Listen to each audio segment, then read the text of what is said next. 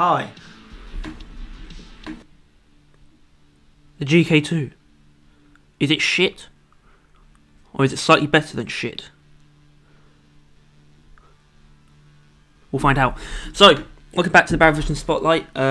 Today, we're talking about the Deepcore GK2, the first primary weapon that any scout will get their hands on. It's borders on the most conventional weapon in the game. It's a title that it really only shares with the Sabata. And I suppose Sabata's probably more conventional, considering its shape is probably closer to an actual pistol. Probably not many assault rifles that look exactly like the GK2, but it is a very, very bog standard assault rifle, and immediately this is something to take into consideration, right? You can't take out of the game the idea of how fun or interesting a weapon feels to look at and use, and frankly the GK2 doesn't have that fun factor, right? It doesn't have the fun factor of, the inherent fun factor of something like the minigun, or the satisfaction of using something like even a smart rifle, which is like an interesting mechanic at least. The GK2 is very, very vanilla. It just is, and there's no point. First of all, there's no point pretending like that isn't a factor, and there's no point pretending like it's not a bad thing, because it kind of is. And it's probably the reason why the weapon functions the way it does. There's a lot of arguments about the GK2 and whether or not it might be the weakest weapon in the game. I'm not sure I fit into that camp. I think really on a technicality it does go to the Sabata. I think the GK2 and the Stubby are sort of vying for this spot where they're sort of on the lower end of the primary weapons, but that's about as low as they can go, I think. I think the Sabata is still a cut below, but obviously the Sabata is arguably more useful for the driller because it gives him that range and that precision and that burst damage if you use certain overclocks. And the GK2 is relatively unspecialised. It's primarily unspecialised because the M1000 exists and because the Drac exists. The GK2 is sort of just this weird middle ground. Although I do consider it closer to the Drac, I consider it a more precision-focused version of the Drac. That's where where my thoughts lie, because it is a precision-focused weapon, even though it's an automatic assault rifle. It has an inherent weak point multiplier, it has a weak point mod, as I can show you. Oh shit! Every time I fuck something up, you just saw the music. That's what you're actually meant to see. Carl.gg. It's a wonderful website. As you can see on the As you can see on the GK2, we have a weak point mod. It has an inherent 10% weak point damage bonus, and of course we have multiple accuracy mods. We've got accuracy here, we've got recoil here, we've got an accuracy one here, and of course AI stability engine, which increases accuracy and weak point damage by quite a bit. This is also decreases recoil. So it is definitely it's an automatic precision weapon, which I think it held that spot as that weapon until the Shard Diffractor came out, which the Shard Diffractor, you can go off the deep end into AoE, but starting out the Shard Diffractor is a precise automatic weapon. I don't consider the minigun to fit into this slot quite as much because it doesn't place a big emphasis on accuracy or weak point damage, unlike the GK2, which definitely does it more than the Shard Diffractor, and the Shard Diffractor having more deliberate AoE options. I think the GK2 still occupies this role of an automatic precision weapon, but it sort of gets lost in the. I think it would get lost in a team composition. Its role might be very easily overturned if you have people with miniguns and with Shard Diffractors, say. And the comparisons don't really stop there. Much like the minigun, the GK2 is a mid to long range weapon. It's although in this case much less effective at close range than the minigun, because the GK2, its damage per shot is fine actually. It's really its fire rate that brings it down, where you don't have a particularly impressive damage per second, especially when it comes to body shots. you get a decent amount of damage when you are hitting weak points, because that's what you're meant to do. But when it comes to just shooting grunts in the body, it takes far too many bullets. The minigun has a lot more bullets to work with and a lot more fire rate to work with, where you can you can take out grunts in a way. You can shoot grunts in the body and take them out in that way, and it doesn't feel bad. With the GK2, it feels bad when you're not hitting weak points, but unfortunately, you sort of have too much ammo to just dedicate to weak points. And this is sort of why it falls short of something like the M1000. It's much better suited for shooting at weak points, but you can't really get enough bullets out in the time frame that you have to shoot most enemies' weak points to do a reasonable amount of damage.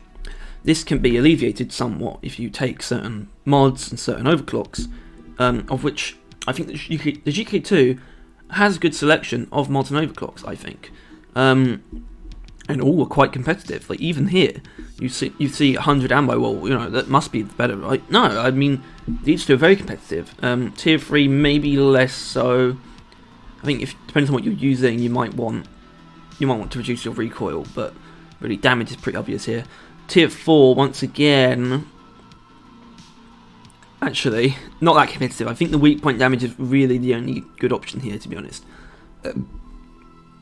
Obviously, something like hardened rounds feels better on body shots, and something that I take with electric reload. Tier 5 is fairly bland as well, actually, as it turns out. I think it's just a matter of choice, really. I'm not a huge fan of stun, so I don't usually take this. Battle Call is fine. Battle Frenzy is good, so, there's choice there. But the overclock's also somewhat boring, but I think significant in this case, especially this slot, right? It has, the GK2 has low burst damage, and it's very difficult to change this, but you can get pretty solid damage increases from overclocks. Homebrew Powder being up there in terms of just adding consistent damage increase. I mean, it's not 100% consistent. It's it's a range from 0.8% damage, 0.8%, 80% damage to 140%, but on average that's a fair bit more. Bullets of Mercy is obviously technically more consistent, but you need to apply the status effects to get that bonus. But even with all this stuff, we're not really achieving good burst damage, and I guess that's not the GK2's role, but it's also not great at sustained fire either, unfortunately. At least not against hordes. Against stationary targets and bosses, you can get, you can dish out a fair bit of damage, to be fair, right? There's no point pretending like when you're just wailing into a boss's weak point or a spitballer's weak point, you do a good amount of damage, especially if you're taking damage increases. So that just circles back around to the idea it's good at precision DPS, which is really the role that it occupies, unlike the M1000, which is precision burst damage, and the Drac, which is DPS/AoE. The GK2 operates in this weird sort of niche area of precision DPS, which nothing else really does. There are Shard Diffractor builds which are this, but that's alleviated by the Shard Diffractor's inherent ability to heat up targets, its inherent AoE, and you sort of realise that the niche, that the role that the GK2 fulfills of this precision DPS is an undesirable one, because sustained precision DPS is just difficult to do. I know that sounds somewhat trivial, but it's something else it's something that no other weapon really needs to do to be good, or at least truly good. Obviously, things like the Shard Diffractor and the minigun benefit from accuracy, you having good aim, but the GK2, it's extremely reliant to get the best out of it. It's extremely reliant on you be able to consistently hit weak points with sustained bursts of fire. And like I said, that's to get the best out of it. But if you're not getting the best out of it, it doesn't feel very good.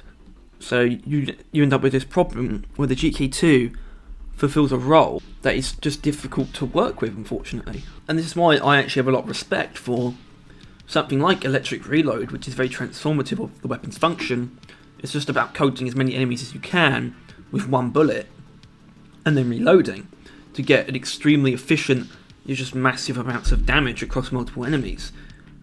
It's not true AoE, but it is a crowd clearing or crowd control option. Or at least that's how it should be used. The rate of fire overclock is also a good option here, particularly overclock firing mechanism. I know this is very popular overclock for the GK2, and that's because sometimes it can feel like the GK2 has an excess of ammo, or at least if you want to get some good use out of it, you might as well just force as many bullets as you can out in as short of a time as you can, just to get a decent amount of damage without really worrying about the ammo economy so much. Certain other overclocks that Bullets of Mercy play into a bit more of the ammo economy, where you sort of save it to make sure the enemies are afflicted. But then you're under even more pressure when it comes to precision and sort of the timing, and it's like you need, once again, to get the good damage, you need sustained precision DPS on enemies' weak points, but they also need to be afflicted to really get the best out of this overclock.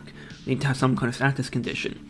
And then this is just even worse, where it feels absolutely shit against when it comes to body shots, and it's not even the advantage you get when you're hitting weak points isn't really worth it, to be honest. So all in all, if I were to recommend a build to just help the GK2 feel decent in general, I'd be taking fire rate in tier 1, because the fire rate is actually a big issue, where it's just not quick enough to feel good. Tier 2 is completely up to you. Tier 3 I'd be taking recoil, just to help with the sustained, just to help keep you on the weak points when you can actually hit them, so you don't have to actually really think about where your crosshair is going to end up, because it's just going to stay in the same place. Here, obviously, weak point bonus, and tier 5, I would say it's pretty much up to you, although I'd probably recommend either of these two. Or I guess stun, because stun obviously plays into the weak point aspect, because you have to hit the weak points. Overclock, my personal recommendation is Homebrew Powder. I think it alleviates some of the GK2's issues. I think it makes the damage feel better on average. And you notice it when it comes to body shots as well, not just weak points. And that's what I really like about Homebrew Powder, especially considering it doesn't rely on anything for the damage increases that it brings. So, in conclusion, I would say that the GK2 is probably the worst. It's definitely the weakest out of the first generation primaries. It's one of the weaker primaries. It's one of the weaker weapons on the whole, and it's also one of the more boring weapons, which puts it in a very unfortunate position, I suppose. Now, its weakness compared to the other classes is generally excusable. This is just Scout's thing, kind of, where his lack of good, I'd say lack of good damage. I'd say lack of crowd clearing or lack of very generalised weapons is owed to his much greater capacity for enhanced movement, which I don't think is a fair trade when it comes to solo, but it is when it comes to co-op. But if I were to very briefly propose a way that we could perhaps bring the GK2 out from the gutter, I would say you either need to give some very generalised buffs, such as fire rate and damage. Fire rate and damage is probably where it's at. Ammo, I think, is actually just fine. You either do that, or you spec even harder into its role, so that it feels like it really feels worth going for this sort of weird precision DPS playstyle. Because as it stands, I don't think it fulfills that well enough. Without certain trade-offs, certainly, like AO Stability Engine, the trade-offs just aren't worth it. But I still think maybe a greater weak point damage bonus, maybe just generally better accuracy. Maybe it should be brought a little bit closer to AO Stability Engine in its base form. So yeah, you either got to generalise it, or make it just go very hard into this niche. That's how I think you bring it up. Obviously, the generalised one will be more generalised, as in more people will see value in the GK2, but it will then no longer persist in a more specialised role, which I think is always interesting when it comes to the meta. So I'd love to see it stay specialised, just be better at what it's specialised to do, basically. Anyway, so yeah, this was definitely more of a downer one, and that's because there is more probably negative things to say about the GK2 than positive things, which isn't much fun, really. Anyway, that is all for me from, not for this week, I suppose, but for this video. Next episode of the Spotlight will most likely be a stream, because I'm going to start delving into overclocks and upgrades I want to focus on, and I'll dedicate a stream to an overclock or an upgrade, and I'll play a few missions that I think it's suited for, and then I'll give like a review at the end, or just a review after each mission, just until I feel like I've got a good sense of that overclock or upgrade. I don't know why, but I think I feel weirdly compelled to start with super slim rounds, and so I will. So I'll see you then. Well, actually, I'll see you tomorrow for the podcast. This is Harry from Barrel Vision. I'll see you all next time.